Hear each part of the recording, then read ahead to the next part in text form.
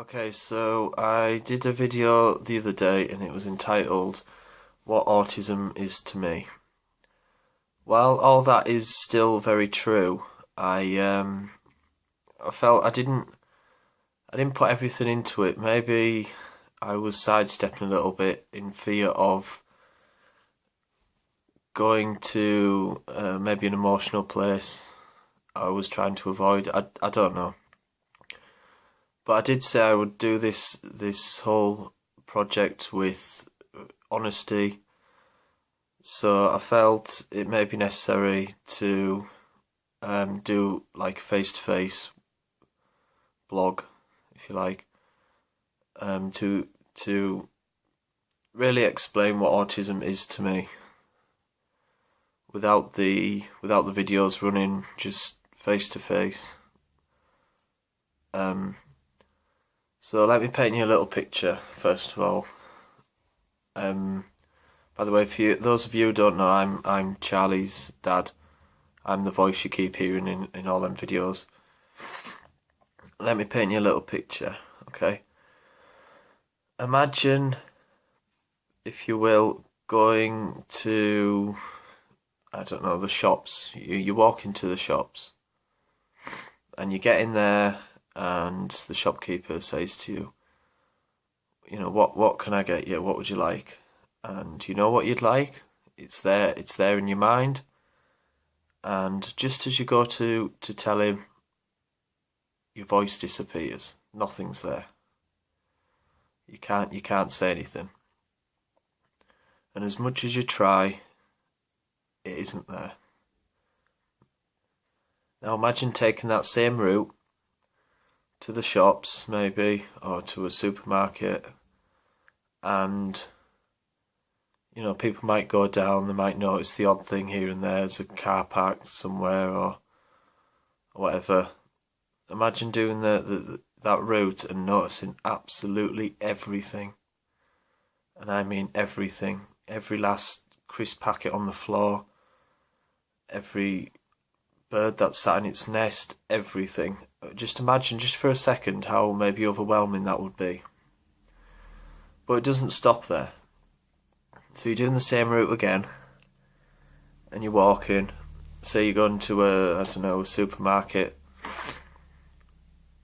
and you can hear everything. Every single voice, every single penny that's dropped on the floor, every bird that's singing, every little child that's screaming, every person shouting, laughing, and you can't tune any of that out. You don't have the ability to tune any of that out. Now imagine doing that all again, but merge them all together as one. And that's the kind of experience that autistic people go through every single day of their lives. Now, people always say to me, questions that's always asked, if you could take away the autism, would you? And from my side, Charlie will always be my son regardless. That it's just as simple as that. I will love him unconditionally. He is my son. But from Charlie's point of view, it's really a different question of, would you, as a parent, I have to see my son suffer, have all these hurdles to jump, get people staring at him because he's 5-year-old in a buggy.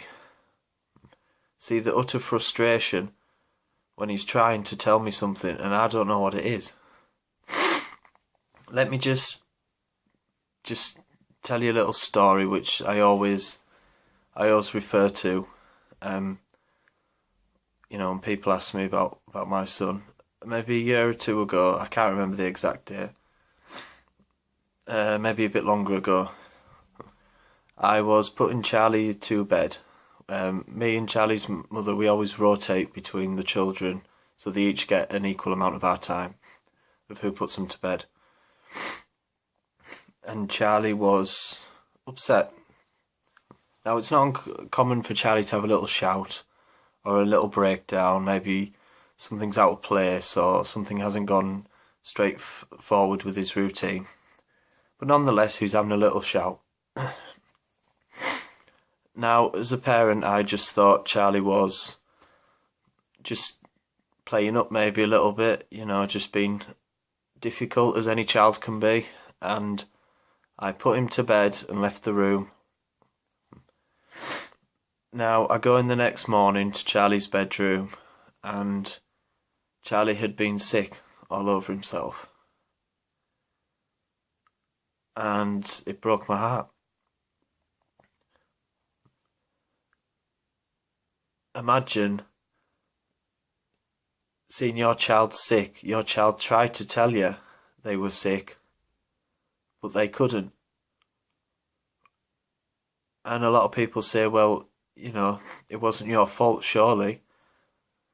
Charlie can't talk. But as a parent, you feel you should be able to know what your children want, regardless of whether they can talk or not. And 95% of the time we do get it on, right, spot on. But there is that 5% of the time where Charlie's feeling something that's not overly common, Say Charlie's feeling happy, he feels that every day, so he knows how to handle that with laughing and jumping.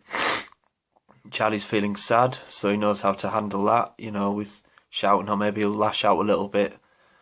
But feeling sick, ill, that's not something people necessarily feel every day. And so Charlie does know how to handle that and how to convey it to us. And so you get instances like I just mentioned. And it breaks my heart. Is autism hard? The truth is, autism is hard. It's a difficult journey. Not because Charlie's a difficult child. Charlie's actually quite laid back. Will he be still that chilled out in 10 years? Probably not. I don't know. But for the time being, I'd be lying if I didn't say Charlie is most of the time a nice chilled out little lad.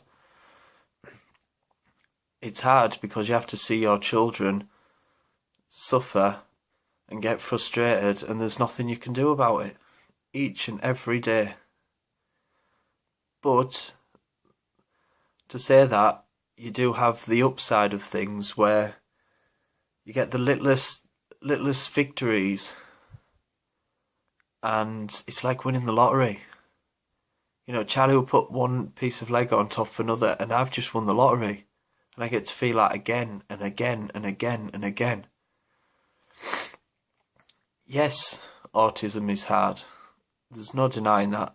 And I think anyone, parent or living with autism, would tell you the same. Obviously it's hard, it has its trials. But I cannot convey to anyone enough how much it is worth it. When your child looks you in the eyes, and you just know that they're so grateful and thankful, even though they can't necessarily verbally say it. And that to me is enough. That's all I need. Autism is a part of my son. It's not who he is, but it is a part of him. And we learn to operate around that, if you like, with his routine and his structure, and that's fine by me. I've no problem with that. As long as Charlie's happy, then I'm happy, and his mum's happy, and his sister's happy. He's incredible. Now, just before I go, guys, I just wanted to let you know, we're just on Charlie's story. We are doing just a minor revamp, if you like.